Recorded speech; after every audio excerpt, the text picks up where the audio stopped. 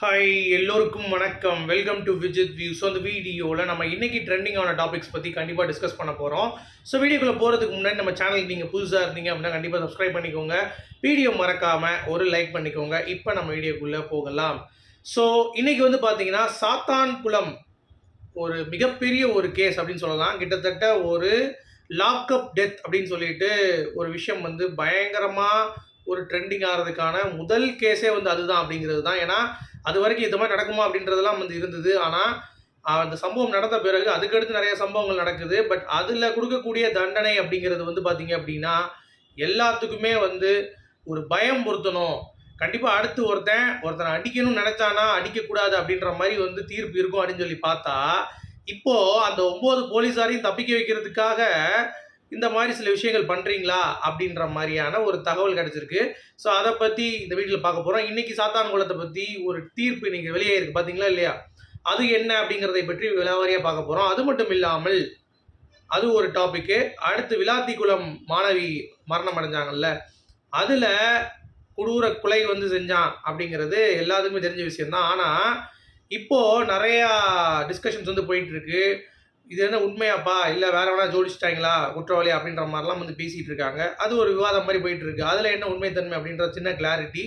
தூத்துக்குடி போலவே சேலம்லேயும் வந்து ஒரு பாலியல் வன்கொடுமை நடந்திருக்கு. அதை பற்றியும் வந்து நம்ம பேசுவோம். ஸோ டோட்டலாக வந்து 3 டாப்பிக்கு. ஸோ மறக்காமல் உங்கள் ஆதரவு தெரிவிக்கணும் அப்படின்னா கண்டிப்பாக ஒரு லைக்கை போட்டுருங்க, சப்ஸ்கிரைப் பண்ணிக்கோங்க, வீடியோ ஒரு ஹைப்பை வந்து பண்ணி விட்ருங்க அப்படிங்கிறத சொல்லிட்டு இப்போ நம்ம வீடியோக்குள்ளே போகலாம்.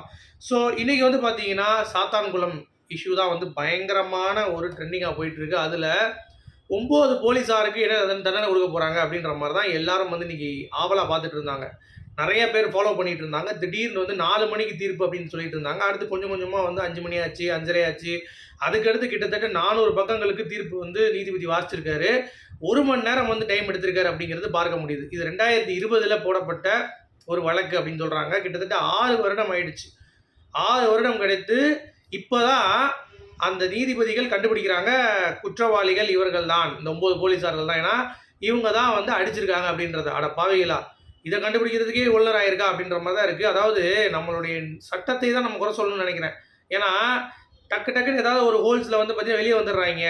இந்த தூத்துக்குடி விளாத்திக்குளம் மாணவிகளையும் பார்த்தீங்கன்னா உங்களுக்கு தெரியும், ஒரு மூதாட்டியை வந்து பாலியல் வன்கொடுமை பண்ணிட்டு அசால்ட்டாக வெளியே சுற்றிட்டு இருக்கான்.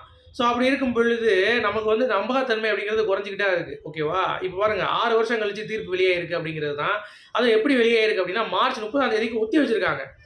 என்னையா சொல்கிறீங்க? அப்போ அந்த 9 போலீஸார்கள் என்ன ஆச்சு, இது விட்டுருவாங்களா அப்படின்ற மாதிரி கேட்டிங்கன்னா கண்டிப்பாக வந்து தப்பிச்சிட்டாங்க அப்படின்ற மாதிரிலாம் வந்து செய்திகள் வர ஆரம்பிச்சிருச்சு. அப்படிலாம் வாய்ப்பே கிடையாது. ஏன்னா 9 போலீஸார்களும் வந்து பார்த்தீங்கன்னா குற்றவாளிகள் அப்படிங்கிறத ப்ரூவ் பண்ணிட்டாங்க.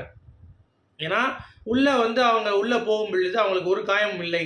போஸ்ட்மார்ட்டம் ரிப்போர்ட்டில் உள்காயங்கள் நிறையா இருக்கிறதா வந்து தகவல் வந்திருக்கு.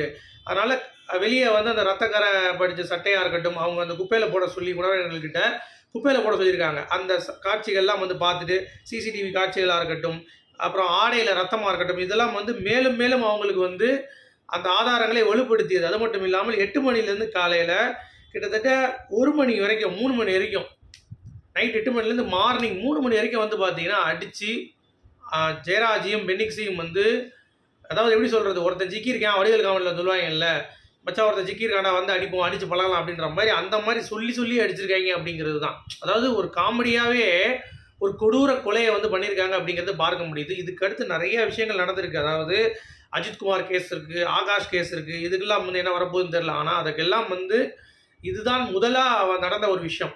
ஸோ அப்படிப்பட்ட இதுக்கு என்ன தீர்ப்பு வழங்கியிருக்காங்க அப்படின்னு சொல்லி பார்த்தீங்கன்னா இப்போதைக்கு இவங்க தான் குற்றவாளிகள்ங்கிறத கன்ஃபரண்ட் பண்ணிட்டாங்க. ஓகே, ஆனால் என்ன தண்டனை அப்படிங்கிறதுக்கு ஒரு ட்விஸ்ட்டு என்ன அப்படின்னு சொல்லி பார்த்தீங்கன்னா, இந்த கேஸ் வந்து ஃபைல் பண்ணது ஏடிஎம்கேவுடைய ஆட்சி காலத்தில். அதை வந்து சீரியஸாக எடுத்துக்கல எடப்பாடி, அதை அப்படியே விட்டார். அதுக்கடுத்து நிறைய பேர் வந்து ப்ரெஷர் பண்ண பேர் தான் எடப்பாடி வந்து பார்த்தீங்கன்னா சிபிசிஐடிக்கு வழக்கம் மாற்றினார். அதுக்கடுத்து இது கொஞ்சம் ஃபாஸ்ட்டாக நடந்துச்சு. அது வரைக்கும் வந்து இது ஒன்றுமே இல்லை அப்படிங்கிறதை நீங்கள் புரிந்து கொள்ள வேண்டும். சரியா? இப்போது அந்த குடும்பத்தை இழந்தவர்களுக்கு 20 லட்ச ரூபா வந்து கேஷ் கொடுத்துட்டாங்க. அது மட்டும் இல்லாமல் அந்த குடும்பத்தில் இருக்க ஒரு பொண்ணுக்கு வந்து ஒரு அரசு வேலையை வந்து வாங்கி கொடுத்துருக்காங்க அப்படிங்கிறது ஒரு பக்கம் வந்து கண்துடைப்பாக இருந்தாலும், எடப்பாடி இந்த டைமில் ஆட்சி அமைக்கிறாரு அப்படின்ற மாதிரி சொல்லிட்டு இருக்காங்கல்ல. திமுகலாம் இந்த வட்டம் கிடையாது, எடப்பாடி தான் வந்து ஆட்சி அமைக்கிறார். அதுக்கு இது வந்து ஒரு ஆடட் அட்வான்டேஜாக இருக்கும். இந்த கேஸில் தண்டனை வந்து சரியாக கொடுத்தாங்கன்னா, அப்படிப்பட்ட தண்டனை குடுத்தாங்கன்னா, எடப்பாடியே வந்து பார்த்தீங்கன்னா மிரண்டுருவாருன்னு நெனைக்கிறேன். அப்படியே பார்த்துட்டு, "என்னடா இது?" அப்படின்ற மாரி. ஏன்னா, தூக்கு தண்டனை தான் குடுக்கணுன்ற மாரி எல்லாருடைய இதுவும். ஏன்னா, அப்படிப்பட்ட தண்டனை குடுக்கும் பட்சத்தில் தான், அடுத்து குற்றவாளியா வந்து இருக்கக்கூடியவங்க, ஓகே நம்ம யாரையாவது போட்டு விசாரிக்கும் பொழுது, அவங்க மேல தப்பு இல்ல, ஃப்ரேம் பண்றோம் அப்படின்னா, அவங்கள அடிச்சு கொன்னா நம்மளுக்கும் வந்து பிரச்சனை இருக்கு அப்படிங்கிறதை ப்ரூவ் பண்ணணுன்ற மாரி அவங்களுடைய ஃபேமிலி வந்து கோர்ட் வாசல்ல நின்னு பேசினது அப்படிங்கிறது மனதை பாதித்தது எனக்கு. ஏன்னா, அந்த அளவுக்கு எவ்வளோ தூரம் வந்து அவங்களுடைய ஒரு வடு இருந்திருக்கும் அப்படின்னு சொல்லி பாருங்க. அந்த கஷ்டம் எப்படி இருந்திருக்கும்னு சொல்லிட்டு. ஏன்னா, இப்ப ஈஸியா நீங்க காசு குடுத்துறலாம். ரூ. 20,00,000 குடுத்து நீங்க வந்து சரி கட்டிறலாம். ஆனா, நீங்க அவங்களுடைய அந்த உழைப்பு, அந்த கான்ட்ரிபியூஷன் டூ த ஃபேமிலி அப்படிங்கிறத திருப்பி குடுக்கவே முடியாது. அதுதான் அந்த அம்மா சொல்லுது. இப்போ போலீஸாருடைய மனைவிகளும் இருப்பாங்கல்ல, அவங்க இப்போ போலீஸார் வந்து தூக்கு தண்டனையோ, இல்ல ஆயுள் தண்டனை கிடைக்கும் பொழுது, அவங்க வாழ்க்கைய இழந்து இருக்கும் பொழுது தான் தெரியும். அடுத்து வந்து இந்த மாரி பண்றவங்க குறையும்.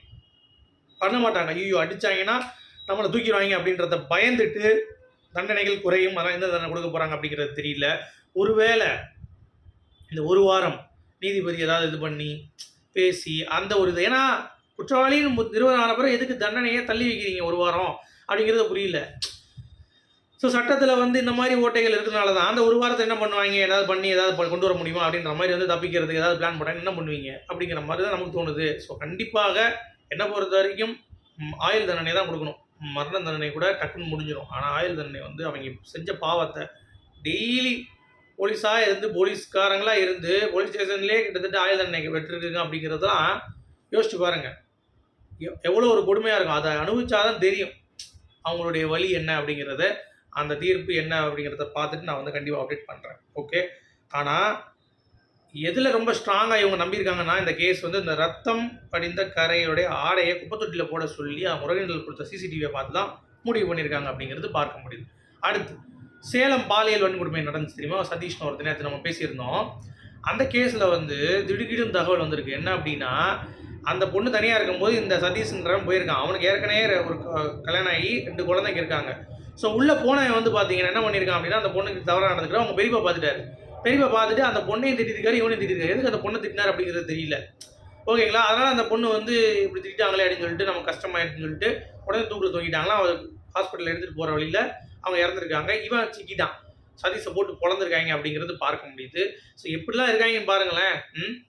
ஒரு பயமே இல்லாம இருக்கு. இந்த மாரி சட்டம் இருந்தா எப்படி தள்ளுபடி, தள்ளுபடி, தள்ளுபடின்னு சொல்லிட்டு ஒரு கேஸ 10 வருஷமா இழுத்துட்டு இருந்தாங்கன்னா, ஜாலியா தான் இருப்பானுங்க இந்த மாரி. கொண்டு போட்டு, அறுத்து தள்ளிட்டு, இவங்க எல்லாம் உட்கார்ந்து குஞ்சு அறுத்து விடணும் அப்படிங்கிறத நம்ம சொல்லியிருக்கோம். எவன் கேட்கறான் அப்படின்ற மாரி தான் வந்து நமக்கு தோணுது. ஸோ சட்டம் இன்னும் கடுமையாக்கப்பட்டால் தான் இந்த மாரி தண்டனைகளும் சரி, ரொம்ப கடுமையாக்கப்பட்டால் தான் குற்றம் வந்து குறையும் அப்படிங்கிறது தான் என்னுடைய கருத்து. ஸோ இதை நீங்க எப்படி பார்க்குறீங்க அப்படிங்கிறத கண்டிப்பா கமெண்ட் செக்ஷன்ல சொல்லுங்க. அடுத்து விளாத்திக்குளம் மாணவியுடைய உடலை பற்றி இன்னமும் வந்து நிறைய விஷயங்கள் வந்து வெளியே வந்துகிட்டே தான் இருக்கு. என்ன அப்படின்னா, இந்த மாதிரி மாணவியுடைய உடல் நைட்லாம் எங்க இருந்துச்சு? நைட் எல்லாம் ஊர்க்காரங்க தேடினாங்க அந்த இதுக்குள்ள. அவன் அங்க தான் பதுங்கி இருந்தான்னா. அப்ப எப்படி கண்ணுல படல? அது என்ன அவ்வளோ பெரிய காடா? பெரிய காடுலாம் கிடையாது. உள்ள போய் 4 பேர் தேடினாங்கன்னா கிடைக்கும் ஈஸியா. பட் அவ்வளோ தூரம் சல்லடை போட்டு தேடியும் இவன் வந்து எஸ்கேப் ஆறான். அது எங்களுக்கு டவுட்டா இருக்கு. சிசிடிவி காட்சியில அவன் போறது வந்து காலைல போயிற மாரி இருக்கு. நைட் நடந்தது அப்படின்ற மாதிரியான தகவல்களா இருக்கட்டும். திருட்டு பைக்குன்னு எப்படி கண்டுபிடிக்காம விட்டாங்க அவங்க? அப்படின்ற மாதிரி கேள்விகள் கேட்க வண்ணமே இருக்கிறாங்க. இது உண்மையான குற்றவாளியாங்கிற மாதிரி நிறைய பேர் வந்து கருத்துக்கள் தெரிவித்துக் கொண்டிருக்கிறார்கள். நீங்க என்ன நினைக்கிறீங்க? இது உண்மையான குற்றவாளி இல்ல ஃப்ரேம் பண்ணியிருக்காங்களா அப்படிங்கிறத கமெண்ட் செக்ஷன் சொல்லுங்க. என்ன பொறுத்த வரைக்கும் டிஎன்ஏ ரிப்போர்ட்ல ரிசீவ் ஆகிறதுக்கு 1 வாரம் ஆகும் மேக்ஸிமம். பட் இவங்க வந்து எதை அடிப்படையில் ஒரே நாள்ல அவனை பிடிச்சி உடனே டிஎன்ஏ டெஸ்ட் பண்ணி நீ தான் குற்றவாளிங்கிறத கன்ஃபார்ம் பண்ணாங்க அப்படிங்கிறது மட்டும்தான் எனக்கு டவுட். மற்றபடி எந்த டவுட்டும் எனக்கு இல்லை. ஏன்னா அந்த டிஎஸ்பியே சொன்னார், அந்த இதை ஹேண்டில் பண்ணுறவர் என்ன சொன்னார் அப்படின்னு பார்த்தீங்கன்னா, எப்போ நாங்கள் வாங்கினோமோ உடனே வந்து டிஎன்ஏ நாங்கள் வந்து ஓகே பண்ணிட்டோம். அதாவது பார்த்துட்டு உடனே இது பண்ணிட்டோம். பட் ரிசல்ட் இன்னும் மெயினாக நிறைய படிவம் மாதிரி வரும் போல தெரியுது. ஒரு டாக்குமெண்ட்ல இதெல்லாம் இருக்குது அப்படின்னு சொல்லிட்டு. அந்த டீட்டெயில் ரிப்போர்ட் வந்து இன்னும் வரல போல. அப்புறம் எப்படி அவரை கன்ஃபார்ம் பண்ணீங்கன்னு கேட்டால், அது வந்து ஒரு நாளுக்குள்ளே வர்ற மாதிரியானலாம் ரிப்போர்ட்லாம் இருக்கான். அப்படினாலும் பிடிச்சி உடனே குற்றவாளின்ட்டீங்களே, அதுதான் கொஞ்சம் நெருடா இருக்குது அப்படிங்கிறது தான். என்னை பொறுத்த வரைக்கும் உங்களுக்கு என்ன தோணுது அப்படிங்கிறத கண்டிப்பாக கமெண்ட் செக்ஷன்ல சொல்லுங்கள். மீண்டும் நாளை இன்னொரு சூப்பரான செய்திகளுடன் உங்களை சந்திக்கிறேன்.